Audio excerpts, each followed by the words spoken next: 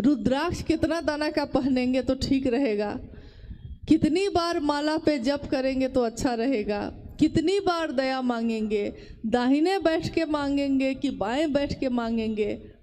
हुआ होगा आपके साथ ऐसा, मन में जैसे कोई बच्चा सोचता है कि हम मिठाई खाएं कि टॉफ़ी खाएं, वैसे हमारी मानसिक स्थिति होती है।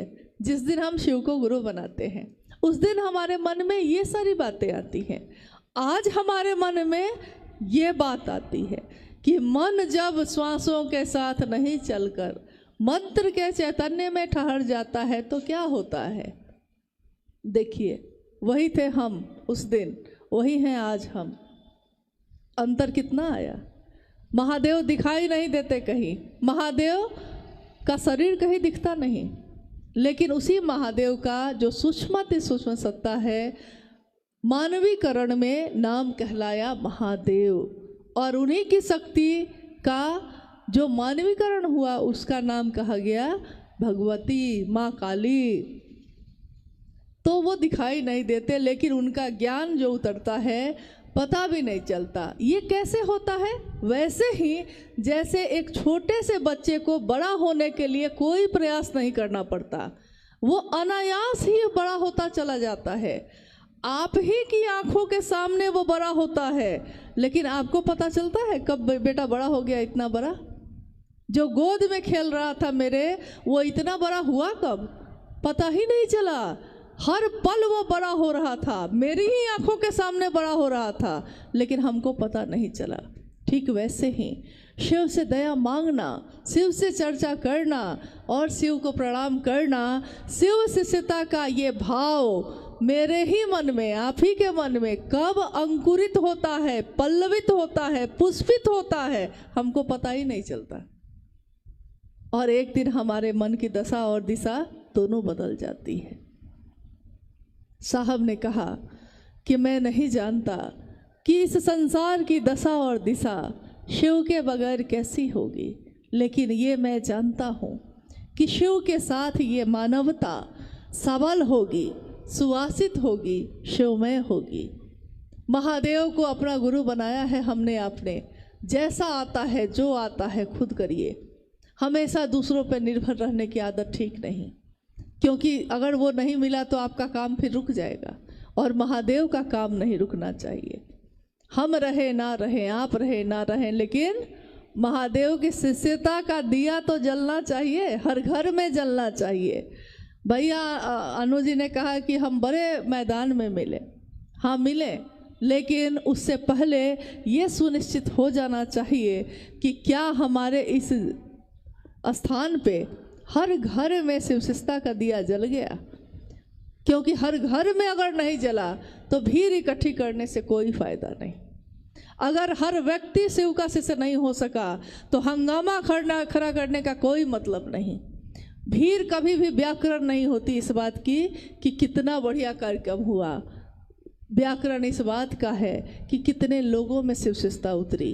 अगर 5 लोगों में भी उतर गई है तो वो 5 लोग काफ़ी है पूरे हिमाचल प्रदेश के लिए, पूरे पंजाब के लिए।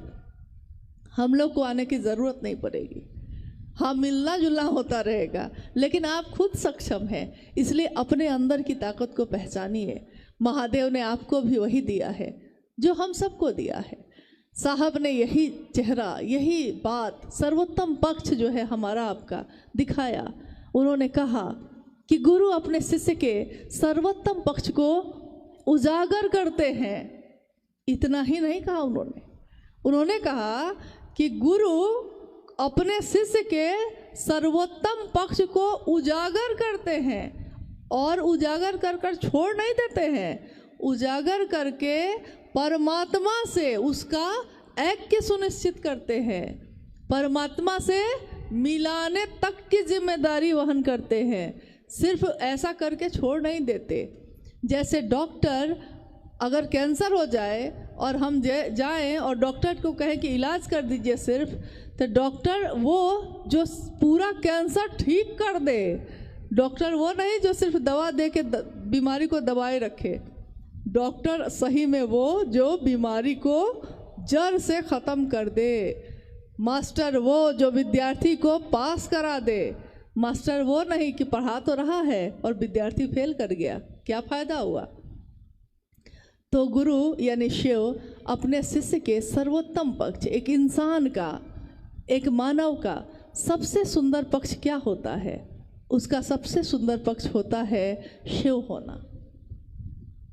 क्योंकि और पक्ष तो है हमारे जीवन में। किसी से पूछिए कि आप क्या करते हैं तो आप क्या कहिएगा। आपसे कोई पूछे कि आप क्या करते हैं, आप क्या कहिएगा। आप कहिएगा कि हम भुजा बेचते हैं, हम अखरोट बेचते हैं, हम काजू बेचते हैं, हम सेब बेचते हैं, हम किसान हैं, हम मास्टर हैं, सरकारी नौकरी है, कुछ तो कहिएगा ना, यही कहिएगा। जिस दिन आकाशवाणी हुई थी और आवाज़ ने पूछा था साहब श्री हरिनानंद जी से कि तुम क्या करते हो, उन्होंने कहा था मैं शिव का शिष्य बनाता हूँ। और लौकिक जीवन में उस समय वो डिप्टी कलेक्टर थे, लेकिन उनके मुंह से ये नहीं निकला कि मैं डिप्टी कलेक्टर हूँ, उनके मुंह से ये निकला कि मैं शिव शिष्य बनाता हूँ। कौन भारी था उनके मन पे? उनकी नौकरी, उनका पद, उनकी प्रसिद्धि नहीं, उनके मन पे भारी था कि मैं महादेव की बात करता हूँ, दूसरों को शिव का शिष्य बनाता हूँ। लेकिन तुम जो करते हो दूसरों को करने के लिए नहीं कह रहे हो, आवाज़ ने फिर से कहा। और साहब ने कहा कि हाँ ये बात तो सही है ना। शुरू में तो उन्होंने कहा कि नहीं नहीं मैं करता हूँ जो कहता हूँ, नहीं नहीं तुम नहीं कहते हो, बहुत लंबा चला।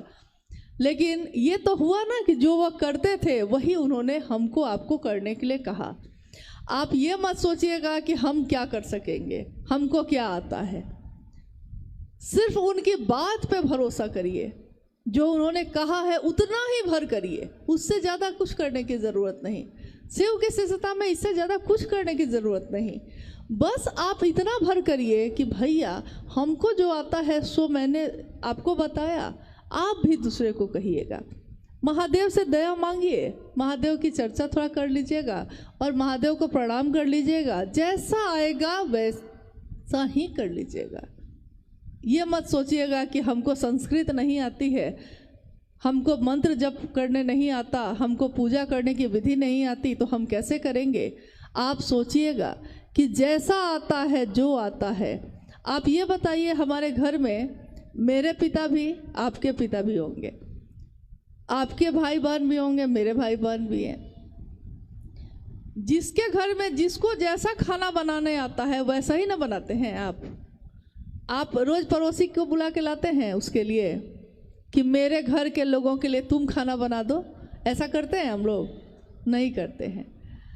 बहुत लोग घर की सफाई बहुत अच्छे से करते हैं और बहुत लोग खराब से करते हैं, लेकिन जैसा आता है खुद करते हैं। वो दूसरे को बुला के नहीं लाते रोज कि मेरा घर जरा साफ कर दो। मेरा मेरा मेरा, सुबह से चर्चा में बार बार यही शब्द प्रयोग किया गया है। मेरे गुरु शिव, जैसा हमको आता है हम वैसा ही करेंगे, खुद करेंगे। चर्चा करने नहीं आती है तो तीनों सूत्र बोल के उतर जाएंगे। एक दिन तो आएगा, कुछ तो आएगा, जो मेरे मन में आएगा महादेव के लिए हम वही बात बोलेंगे।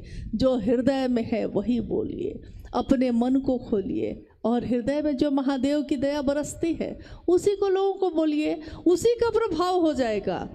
आप ये कभी मत सोचिए कि बहुत सुंदर शिव चर्चा करने वाले कोई भैया दीदी हैं तो वो आएंगे तब होगा, ऐसा कभी नहीं होता। कोई सुंदर बोल सकता है। इसी पे साहब ने एक घटना बताई थी। उन्होंने कहा था कि एक मास्टर जो पढ़ा रहा था क्लास में, इंजीनियरिंग का कॉलेज था और वो क्लास कर रहा था। साहब ने कहा कि मैंने बाहर से देखा उसको बोर्ड पे पढ़ाते हुए कि गाड़ी जो है चलती कैसे है, गाड़ी कैसे चलती है, इसको वो पढ़ा रहा है। लेकिन जब वो बाहर आया तो साहब ने कहा कि आप तो गाड़ी कब से चला रहे हैं? तो उसने कहा कि मैं गाड़ी तो कभी मैंने चलाया नहीं। तो साहब ने कहा कि आपने इतना सुंदर बताया है, एक एक चीज़ के लिए बताया है कि गाड़ी कैसे चलती है, इंजन कैसे काम करता है, पैडल कैसे मारते हैं, ब्रेक कैसे मारते हैं, आपने सब बताया। तब आप कैसे ये कह रहे हैं कि आपको गाड़ी चलाने नहीं आती? उन्होंने कहा मैं पढ़ाता हूँ लेकिन चलाता नहीं हूँ। तो साहब ने उस दिन कहा कि उस घटना के बाद मैंने सीखा कि कोई ज़रूरी नहीं है कि कोई शिव चर्चा बहुत सुंदर करता है तो वो शिव का शिष्य भी होगा। हो सकता है वो सिखाता होगा अच्छा, लेकिन सीखता नहीं होगा अच्छा, ये हो सकता है। इसलिए कभी भी इस बात के भरोसे बहुत नहीं रहना है हम लोग को कि कौन बहुत अच्छा बोलता है, कौन बहुत अच्छा, जैसा आता है हम खुद करेंगे। तो आज के इस कार्यक्रम में आप सबों से ये वादा लेना चाहते हैं, अगर आप दे सकते हैं तो। साहब ने कभी कुछ नहीं मांगा किसी से, अपने पूरे जीवन में पान की एक खिल्ली भी नहीं खाई, और मांगा भी तो क्या मांगा, मांगा कहा कि अगर मुझको दे सकते हो तो एक शिव का शिष्य देना। शिव शिष्यता की घोषणा जहाँ भी होती है साहब की उपस्थिति वहाँ होती ही होती है, क्योंकि शिव के शिष्यता में उनके प्राण बसते हैं। हमारे साहब ने हम सबके जीवन की दशा और दिशा को बदल दिया। हम उनको कुछ नहीं दे सके, हमारे पास कुछ नहीं था, हम क्या दे सकते थे, लेकिन उन्होंने जो करुणा बरसाई है उस करुणा का कोई हिसाब नहीं। माँ की ममता का कोई कर्ज नहीं उतारा जा सकता, और शिव की शिष्यता का दान जिसने दिया हो उसके बदले में शिव का ही दान दे दिया। उसके बदले में हम लोग उनको क्या दे सके? कुछ भी नहीं। हम अगर सोचते हैं कि वो शरीर में होते तो ऐसा होता कि सब ठीक होता, नहीं। शरीर में रहने पे भी जो गड़बड़ थे उस समय भी गड़बड़ थे, आज भी हैं। जो सही थे उस समय भी सही थे, आज भी हैं और हमेशा रहेंगे। शिव के शिष्यता की मूल धारा हमेशा पावन है, पावन ही रहेगी। रास्ते की गंदगियां उसमें शामिल होंगी, लेकिन उन गंदगियों से इस पावन मूल धारा पे कोई प्रभाव नहीं पड़ेगा। शिव कैसे से अपने साहब और दीदी की उंगली थामे, अपने साहब और दीदी के संकल्प को बार बार याद करते हुए अपने गुरु शिव की महिमा का गान अपने इस जीवन में पल प्रतिपल करते ही रहेंगे। चाहे वो किसी भी स्थिति में होंगे, मजदूरी करते हुए, रिक्शा चलाते हुए, या बहुत बड़ी कंपनी के मालिक बन के भी, किसी भी स्थिति में जो शिव का शिष्य होगा वो अपने शिव के शिष्यता का प्रसार करता ही रहेगा। ये कभी बंद नहीं होगा, और किसी के लाख चाहने से भी ये कारवां अब कहाँ रुकना है। अकेले चले थे साहब, एक दिन लोग मिलते गए, कारवां बनता गया, और आज ये कारवां इतना बड़ा है कि जिसकी गिनती आप नहीं कर सकते। लेकिन काम बहुत बाकी है, काम बहुत बाकी है। हम लोग सिर्फ इस बात के लिए खुश नहीं हो सकते कि जब एक कार्यक्रम हो तब तो हम लोग इकट्ठे हो जाते हैं, लेकिन जब आप थोड़ा सा निकलिए बाहर और आप देखिए कि कितने लोग ऐसे खड़े हैं जो इंतज़ार में हैं, प्रतीक्षा में हैं, आप कब आइएगा उनके पास, आप कब बोलिएगा। हम अपने अपने चर्चा स्थलों पे, साप्ताहिक चर्चा स्थलों पे हर सप्ताह जाते हैं, 10 के 10 आदमी ही फिर से जाते हैं, उतनी ही बात करते हैं, लौट आते हैं। साप्ताहिक चर्चा स्थल साहब ने शुरू किया था जब, उनकी मंशा ये थी कि साप्ताहिक चर्चा स्थल पे सप्ताह में बाकी 6 दिन हम लोग जो नए लोगों को जोड़ेंगे, उन लोगों को आने के लिए उसमें प्रेरित करेंगे ताकि वो आए, और ये संख्या बढ़ती चली जाएगी। 50 होंगे, 100 होंगे, 100 होंगे तो 2 जगह करिए, मतलब ये सिलसिला चले, इसके लिए उन्होंने शुरू की थी। 1 दिवसीय कार्यक्रम शुरू हुए, बहुत सारे हुए। जब 100-200 आदमी की घोषणा हो जाती तो साहब स्वयं जाते उस जगह पे। आज तो फिर भी हजारों में है, लेकिन आप ये सोचिए कि संख्या बढ़े, मतलब संख्या मतलब ये नहीं भीड़ बढ़े, संख्या बढ़े मतलब शिव शिष्यता बढ़े। भीड़ कभी भी व्याकरण नहीं होती किसी भी चीज़ का। शिव की शिष्यता उतरे लोगों में, इसके लिए झुकना है तो झुकिएगा। हम लोगों से भी कोई बात का दुख अगर आपको हुआ हो तो क्षमा करिएगा, अपना गुरु भाई, अपनी गुरु बहन समझकर। लेकिन एक वादा है कि अपने गुरु के काम में हम लोग मिलते ही रहेंगे, हमेशा अपने साहब दीदी की बातों को दोहराते ही रहेंगे और महादेव के तरफ चलते ही रहेंगे। इसमें गति है, इसमें मंजिल है और इसमें बल है, क्योंकि आदेश गुरु का स्वयं है। तो आज के इस कार्यक्रम से अब हम लोग भी विदा ले रहे हैं, और अभी के लिए विदा मतलब अलविदा नहीं कह रहे हैं, विदा कह रहे हैं। अभी के लिए फिर मिलना होगा, नहीं जानते कि कब होगा, लेकिन अगर नहीं भी हुआ तो एक स्मृति, एक क्षण जो हमने आपने आज इस समय में गुजारे हैं, ये हृदय में सुरक्षित रहे, मेरे महादेव के बात के लिए रहे, इतना काफ़ी है।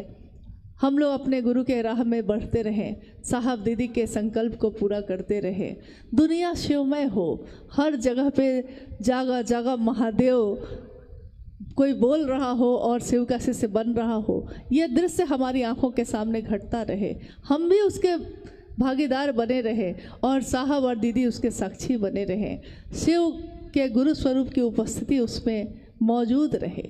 इतना इस जीवन के लिए क्या, कितने जीवन के लिए काफ़ी हैं।